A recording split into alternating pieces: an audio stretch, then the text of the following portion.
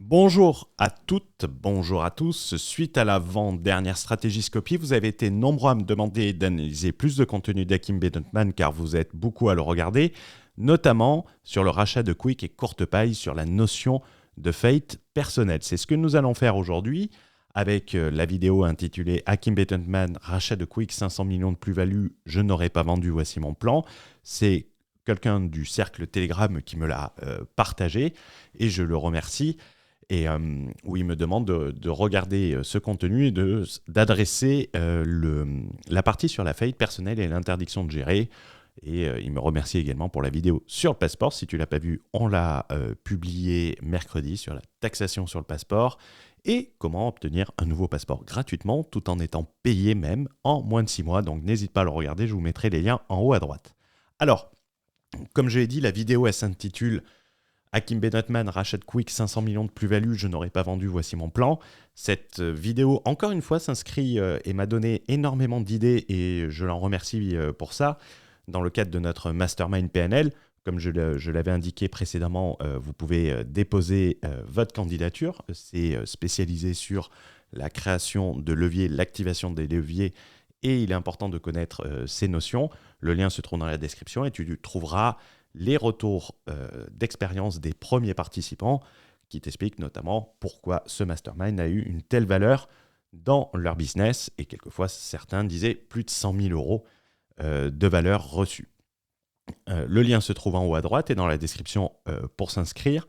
Tu trouveras également sous la vidéo les liens pour rejoindre notre Telegram, c'est entièrement offert, ou rejoindre notre Discord où tu pourras échanger avec des membres de la communauté. C'est entièrement gratuit, c'est entièrement offert et tu auras accès à du contenu additionnel.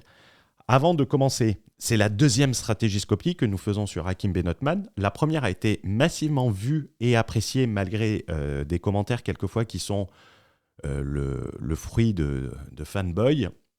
Comme vous pouvez le voir, on a plus de 95 likes et vous avez été massif à voir ces vidéos. Donc on va reproduire ça.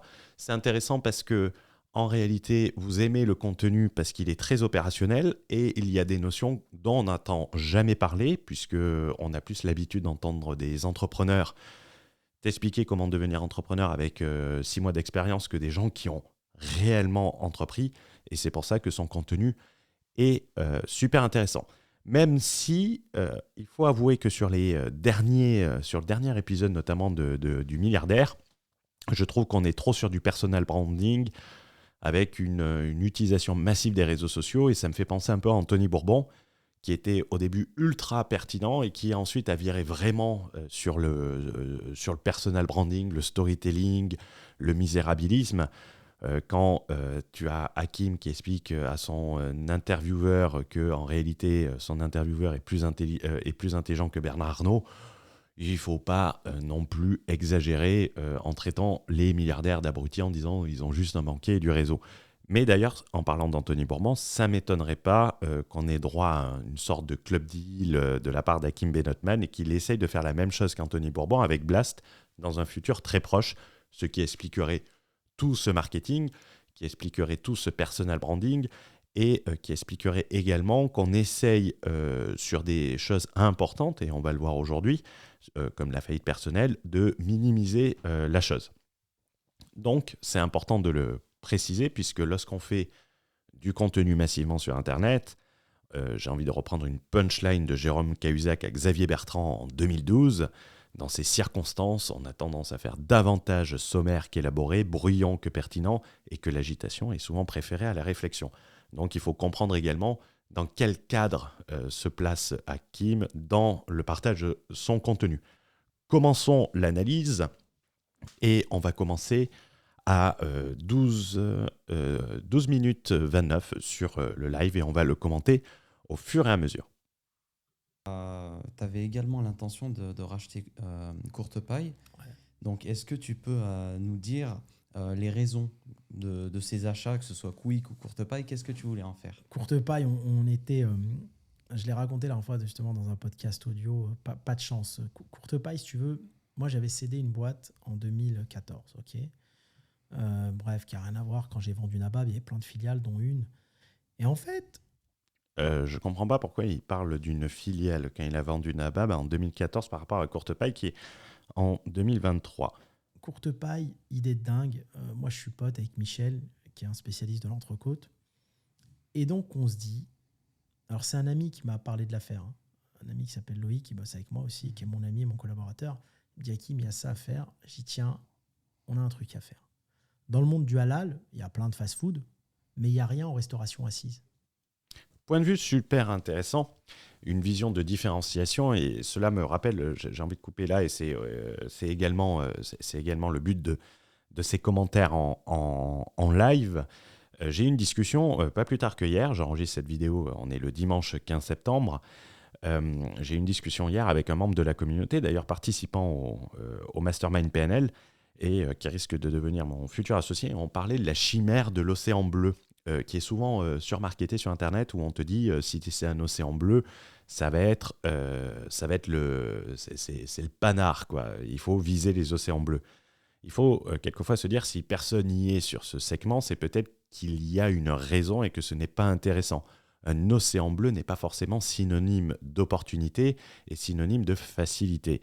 Dans l'univers de la bouffe, je peux prendre un exemple. Si j'ouvre une rôtisserie de cochon, dans un pays qui ne mange pas de cochon pour des raisons religieuses, j'ai devant moi un océan bleu. Je serai le seul à vendre ça, j'ai zéro concurrent.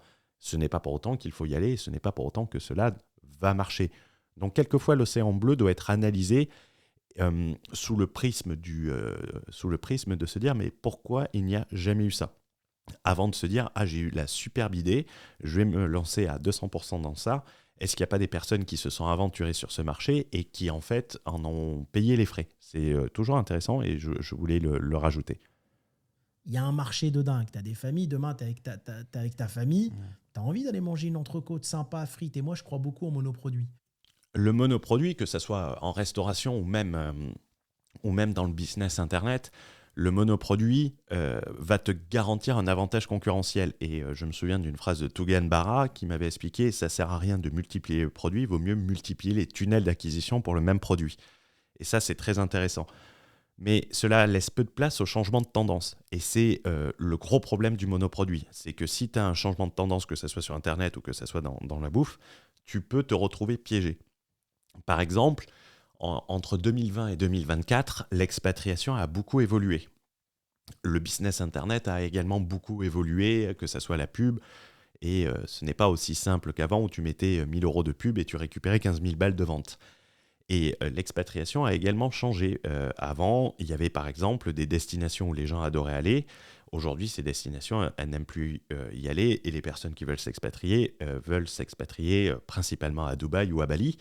Et donc, il faut, si tu es sur un produit, par exemple, expatriation en Estonie, comme certains le faisaient, tu avais un avantage concurrentiel en 2020, mais aujourd'hui, ton produit, et si tu es sur du monoproduit, avec le changement de tendance, il ne va pas te rester grand-chose. C'est important de le préciser.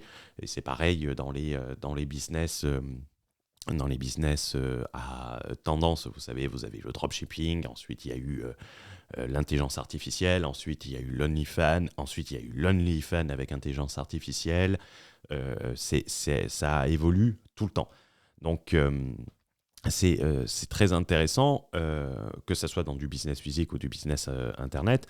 Mais quand tu es sur du monoproduit intemporel, ce qui est le cas de l'entrecôte frite, il suffit de regarder notamment le Relais l'Entrecôte. Je ne sais pas si vous connaissez.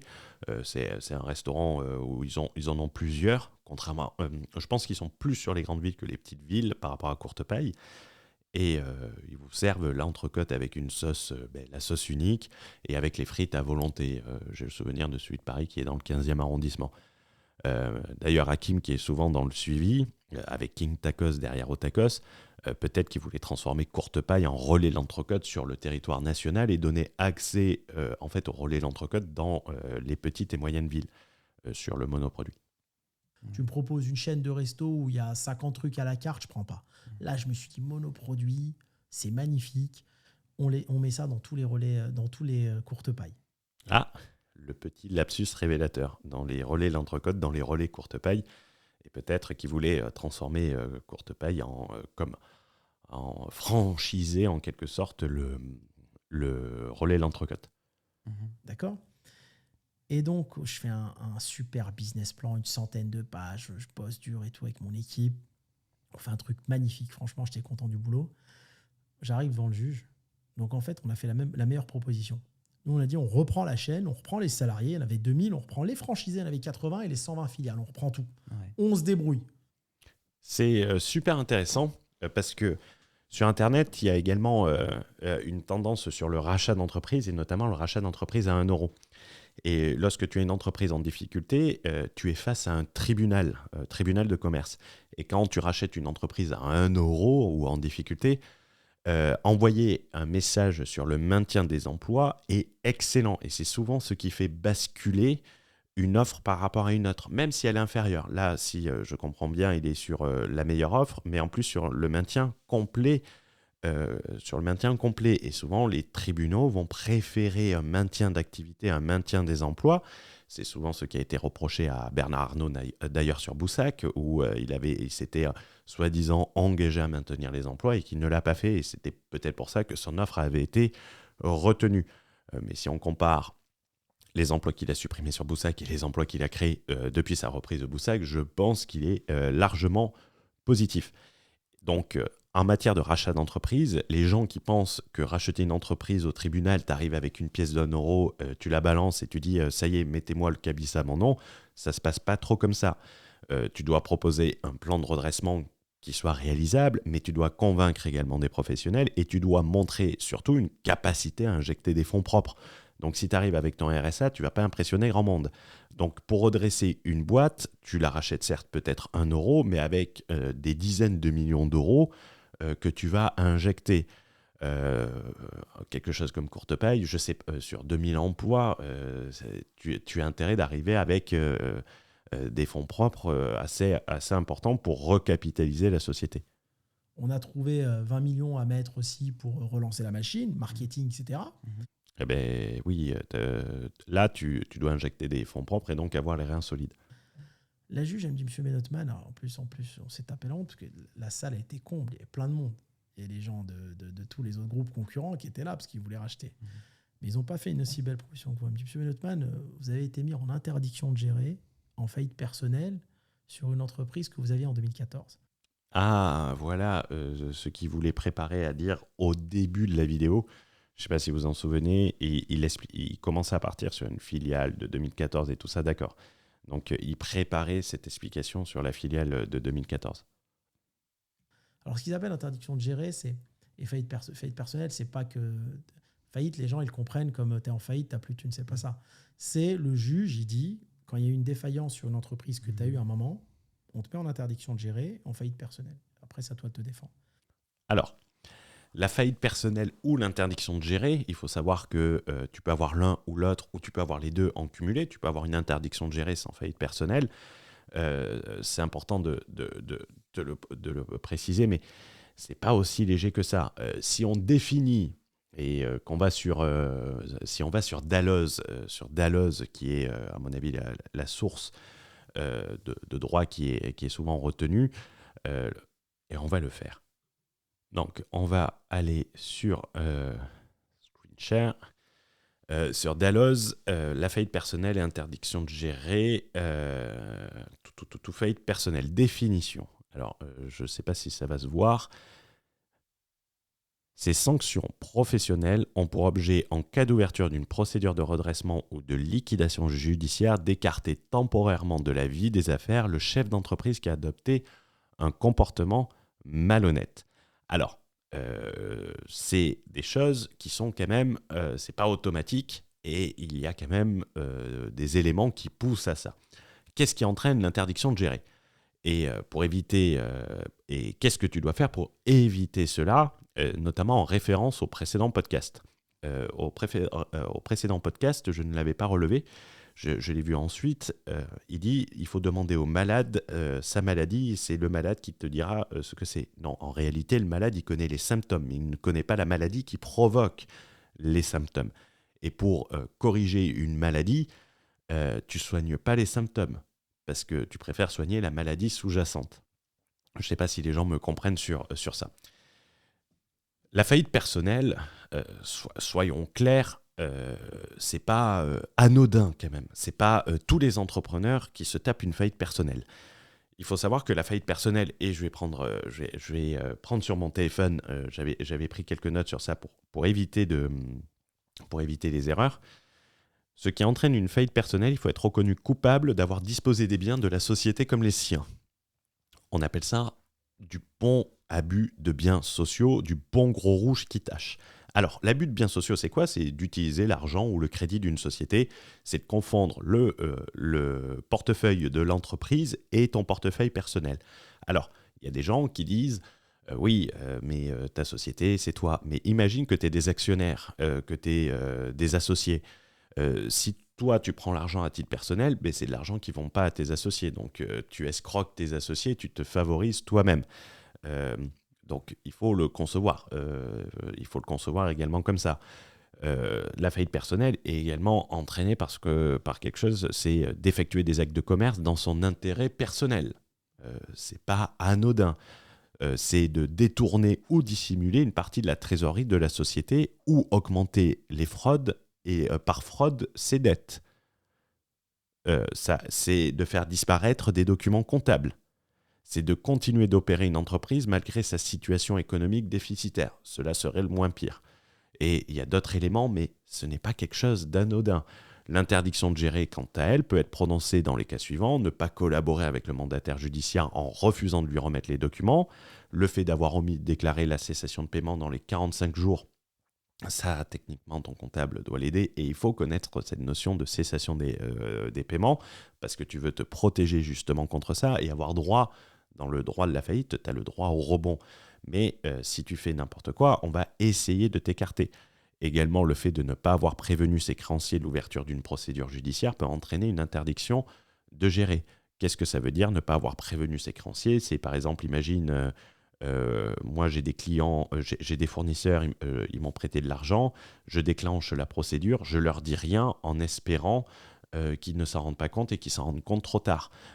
Et ça a pour but d'éviter que les gens ne fassent n'importe quoi et reviennent aux affaires.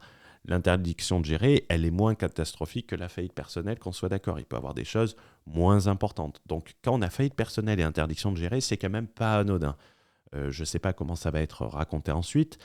Mais comme je l'ai dit, on peut avoir une interdiction de gérer, mais pas forcément une faillite personnelle. Exemple, la non-déclaration de l'état de cessation de paiement. L'interdiction de gérer, on peut aller jusqu'à 15 ans. Je ne pense pas qu'on ne peut pas t'interdire de gérer à vie. Donc, ce n'est pas seulement faire deux oublis, une petite erreur, ne pas avoir ouvert un courrier. C'est important de le préciser. On va reprendre. Et là, donc, on était dégoûtés parce que la juge, elle me dit, s'il n'y avait pas eu ça, vous aurez pris l'affaire aujourd'hui.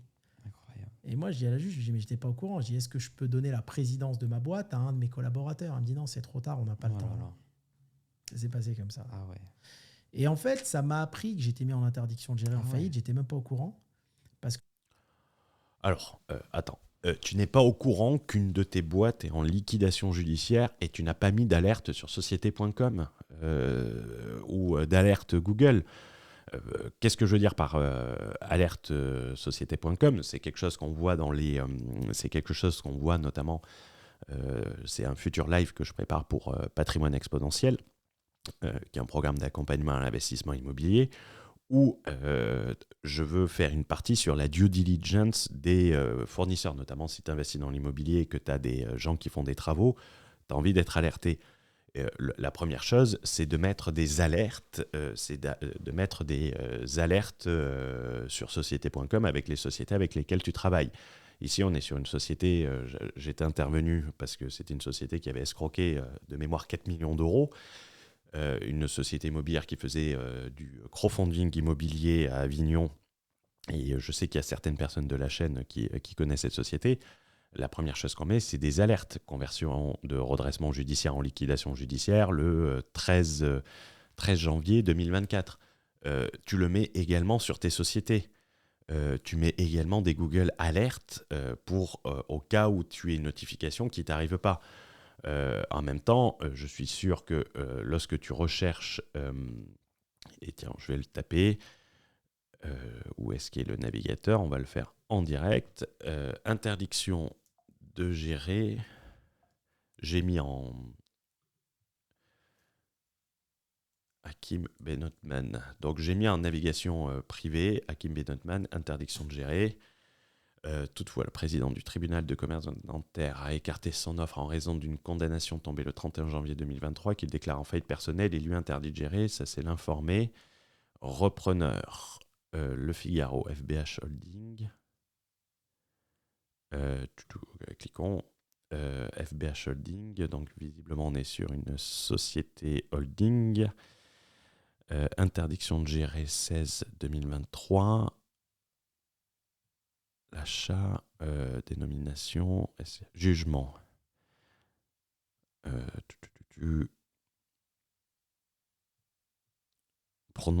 Commentaire. Le jugement prononçant l'interdiction prévue à l'article nana du Code de commerce à l'encontre de M. Hakim Benotman pour une durée de 10 ans. 10 ans, tu vois, ça prend quelques secondes, en sachant que l'interdiction de gérer maximum, elle est de 15 ans. Faillite personnelle plus interdiction de gérer pour 10 ans, c'est pas anodin, qu'on soit d'accord. Et on le voit, on le trouve, ça le trouve en quelques secondes. Il faut, lorsque tu vas monter sur des boîtes, tu as des due diligence, tu as des pros qui vérifient ça. Et tu mets une personne, d'ailleurs il le dit, mettre un gérant. Voyons si c'est FBH Holding. Je vais le mettre en pause 5 secondes, le temps de le trouver. Donc FBH Holding, procédure collective en cours, premier arrondissement, dirigeant Gartani Abdelkader. Est-ce que c'est bien la société ? Ou est-ce qu'il y a eu un changement de gérant ? La tour Benotman Hakim, ancien président de 1806 à changement du dirigeant en 2019. Est-ce qu'à mon avis, il n'y a pas les... entreprise citée, liquidation judiciaire, jugement d'ouverture, extrait du jugement d'interdiction de gérer. Donc il y a même le BODAC ici. Donc télécharger, voilà. Est-ce que je peux l'agrandir un peu ? Forme société par action simplifiée, complément du jugement prononçant l'interdiction de tribunal de commerce de Paris. Donc, l'information, on la trouve, et quand on a des sociétés en liquidation, quoi qu'on dise, on a techniquement un avocat qui s'en occupe. Ça a pris que quelques secondes, comme on l'a vu. Prétendre ne pas être au courant, c'est un peu grossier, quoi, on va dire. Mais bon, il n'y a pas de jugement à ça, mais quand tu sais que tu as des sociétés en liquidation, tu les suis, quoi. En fait, il m'avait envoyé les papiers chez moi au Luxembourg. Moi, j'habite au Luxembourg et j'étais à Dubaï. Et j'ai pas fait le suivi de mon courrier perso. D'accord. J'ai fait que le suivi de mon courrier pro. Ouais. L'excuse de ne pas mettre le courrier pro, je pense que, comme on l'a vu, une simple recherche sur Google permet de le savoir. Et quand tu as des affaires, des investissements, tu as des contacts juridiques qui suivent les affaires, ou même tu mets une simple Google alerte sur le nom avec tes sociétés, ton nom, au cas où tu as une publication sur le BODAC, comme celle qu'on a vue, en sachant que s'ils n'arrivent pas à te joindre, ils feront une publication sur le journal officiel. Donc, mettre ça sur le coup d'un non-changement d'adresse, sans avoir ton adresse, on peut le voir. Donc, il faut quand même le suivre, notamment quand on va sur des gros projets. Tu vois ? Et donc, on s'est retrouvés, on était débités. Franchement, on était dégoûtés, ça s'est passé comme ça. Moi, je dis, ça fait rien. Après Quick, deuxième échec, on n'a pas fini de tenter. Tu vois, nous, on est là pour tenter. C'est quand même dommage, car ça te fait passer à côté de belles opportunités. Là, en coup d'opportunité, c'est-à-dire coup de renoncement de ne pas pouvoir le faire, surtout que tu avais la plus belle offre, le coût d'opportunité est énorme. Alors que, comme nous l'avons vu, il faut une simple recherche Google. Surtout quand tu sors le plus beau dossier et que tu as une vision de redressement, une vision de retournement de la situation, de la société. Après, j'ai un peu de mal, et je ne veux pas que ça soit mal interprété, mais j'ai un peu de mal que sur un dossier où tu as des investisseurs, où tu parles de 20 millions d'euros injectés, que quelque chose comme ça soit laissé au hasard. Que ça soit laissé au hasard. Personnellement, c'est ce que je pense, parce que c'est pas une chose anodine en soi, comme on l'a vu. Il faut le faire exprès, quoi. Il faut vraiment le faire exprès pour la faillite personnelle. C'est pas une petite erreur ou un truc comme ça. On parle de choses relativement, dans le milieu des affaires, relativement importantes. Je comprends que pour le storytelling et la création du personnage sur Internet, on veuille réduire l'importance de la chose et limite croire qu'on s'est retrouvé en interdiction de gérer et en faillite personnelle parce qu'on a oublié de faire un transfert de courrier. Mais je trouve quand même beaucoup plus important, et ça, je parle personnellement, d'expliquer comment l'éviter, de rentrer plus en détail parce que des personnes qui te suivent peuvent demain reproduire la même erreur et quelqu'un qui est passé par là peut expliquer, ben moi par exemple j'ai fait ça, je ne le savais pas et ça s'est retourné contre moi. On apprend quelquefois beaucoup plus d'une erreur qu'essayer de minimaliser une erreur. C'est comme la procédure d'extension lors d'une faillite. La valeur, elle était énorme puisque personne n'en parle et que même des entrepreneurs aguerris ne connaissent pas cette notion. Euh, c'est pas le méchant juge qui décide de te mettre ça, qui va te persécuter pour en rien, genre tu as un PV qui est impayé, quoi. C'est un peu dommage de ne pas insister plus sur oui, j'ai fait des erreurs, et ces erreurs, en fait, j'ai compris que quand on m'a dit que j'avais fait des erreurs. Bien sûr. Et en fait, je suis passé au tribunal en appel pour cette faillite personnelle pour sortir de là. Je suis en train de sortir de ça, j'attends le verdict. D'accord. Mais ils peuvent te mettre en faillite perso pour un truc tout bête. Ouais, Hein. pour un rien, bien sûr. Pour en rien, en rappel, je vais ressortir mon téléphone, disposer des biens de la société comme les siens, effectuer des actes de commerce dans son intérêt personnel, détourner ou dissimuler une partie de la trésorerie, faire disparaître les documents comptables, pour en rien. Il faut quand même pas exagérer, même si on veut limiter cet impact. Tu te fais contrôler, tu as des salariés dont la carte de séjour est périmée. Le juge, il peut dire je te mets en interdiction de gérer, faillite Bien perso. Il n'y a pas ça dans la liste. Hein. Le droit, c'est simple et méchant. Tu remplis un des critères, ben, très bien, on te met ça. Bien sûr. Par exemple, si je me souviens bien, il dit d'avoir résidé au Luxembourg.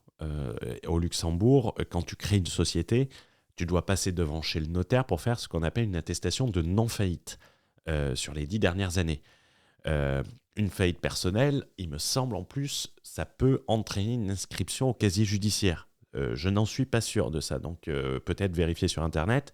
Je n'en suis pas sûr. Ça veut dire que même si tu pars à l'étranger, ça peut te jouer des tours. Par exemple, tu prends la principauté d'Andorre, tu veux devenir résident, il faut fournir un casier judiciaire. Tu veux aller au Luxembourg, on va te demander de faire une attestation de non-faillite. Et donc, si tu montres que tu as fait faillite, ça ne veut pas forcément dire qu'on va t'interdire de reprendre une société. Mais on va vérifier un peu. Donc, c'est des choses, c'est pas anodine, c'est pas la simple personne où le titre de séjour avait été périmé. Ça, encore, je suis désolé, le risque est bien trop gros. Tu embauches quelqu'un sur un titre de séjour, mais tu mets l'alerte.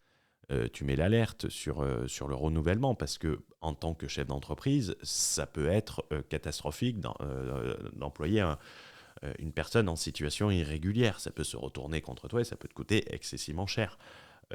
Et ça, tu dois le vérifier quand même. Donc, je trouve ça, on essaie de balayer ça et de dire que c'est rien au lieu d'expliquer comment ne pas le faire. Et en tant qu'entrepreneur qui veut aider les autres entrepreneurs, ben à ce moment-là, on explique en quoi la faillite personnelle, c'est des erreurs et ne pas avoir peur, ne pas avoir peur de faire preuve de faiblesse. Mais c'est un peu le problème quand on veut se créer un personnage sur Internet. Il faut être plus que parfait. Qu'est-ce qu'on dit ensuite ? Tu as vendu une boîte, il faut savoir, faire attention, tu restes garant d'une boîte. Hein.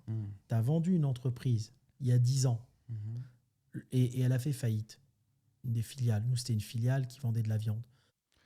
Une filiale qui vendait de la viande et là où l'interdiction de gérer a été prononcée, c'est une société qui s'appelle FBH Holding, dont l'activité principale est la prise de participation. C'est une holding. D'ailleurs, le président avait été changé. Donc, bon, je comprends qu'on veuille diminuer la chose, mais lorsqu'on veut créer du contenu pour aider les entrepreneurs, on ne balaye pas ça d'une manière aussi simple. La faillite personnelle, on peut le dire en termes de conclusion, car il n'est de si bonne compagnie qui ne se quitte. La faillite personnelle et l'interdiction de gérer, c'est les symptômes d'une mauvaise gestion. Quelquefois, elle peut ne pas être volontaire. L'interdiction de gérer, comme je l'ai dit, elle est beaucoup moins grave que la faillite personnelle. L'interdiction de gérer, ça peut être des erreurs, de ne pas avoir déclaré la cessation des paiements. Quand on est un entrepreneur, on pense tout le temps que ça va rebondir, mais il faut plus expliquer comment on le fait. Mais cessation de paiement, interdiction de gérer plus faillite personnelle, c'est pas tout le monde qui l'a. Et je pense qu'il y a peut-être des entrepreneurs ici qui ont eu des problèmes avec leur société, qui ont déposé le bilan. C'est pas pour autant qu'ils ont eu une procédure pour faillite personnelle. N'hésitez pas à me le mettre dans les commentaires. N'hésitez pas à me le dire. Et si c'est quelque chose qui vous intéresse, on peut aller plus en profondeur sur la notion de la plus anodine et qui peut nous faire piéger, c'est la cessation des paiements, qui est plus du droit, des entreprises en difficulté. Donc n'hésitez pas à me faire le retour sous la vidéo.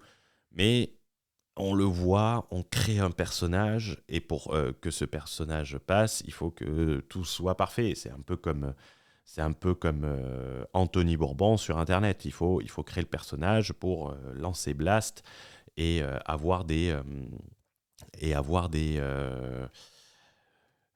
clients.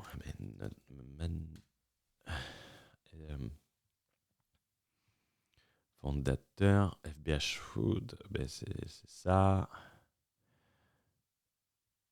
Est-ce qu'il y a une page Wikipédia ? Je vais le mettre. Je vais remettre le partage écran. Est-ce qu'il y a une page Wikipédia ? Parce que ça, la page Wikipédia, patron incognito, roi du kebab.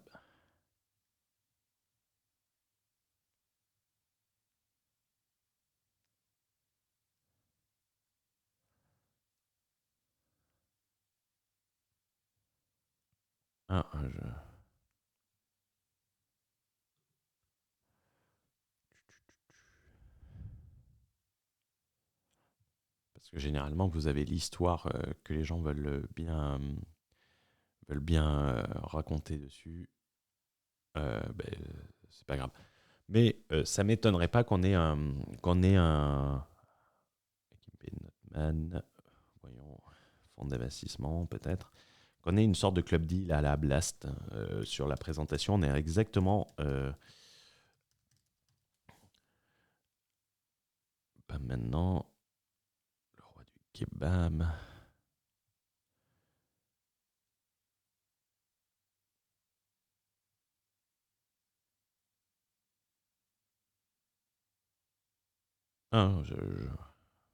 Ça m'étonnerait pas qu'on ait sur le même modèle un Blast bis sur ça, et donc il faut créer le personnage qui la perfection, alors que montrer la faiblesse quelquefois rapporte beaucoup plus. Mais bon, j'espère que cela vous aura plu, et on ira plus en profondeur si c'est un sujet qui vous intéresse.